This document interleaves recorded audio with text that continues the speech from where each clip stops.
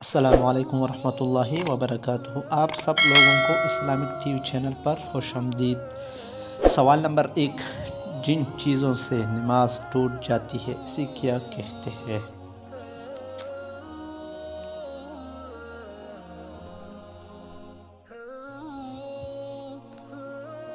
جواب ہے مفسدات نماز کہتے ہیں۔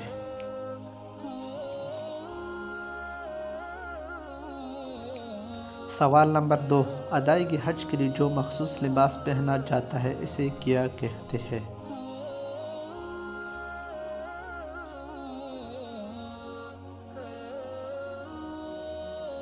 جواب ہے احرام کہتے ہیں۔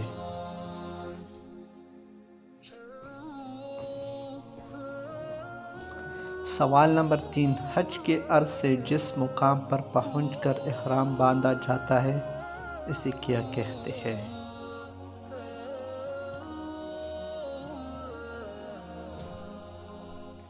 جواب میقات کہتے ہیں۔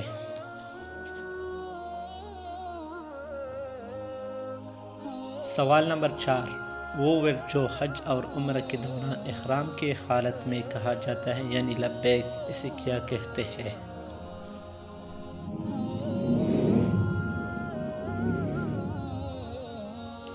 جواب تلبیہ کہتے ہیں۔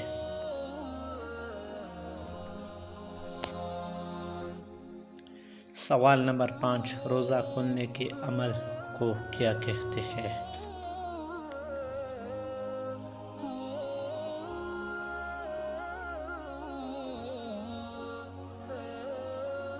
جواب ہے افطار کہتے ہیں۔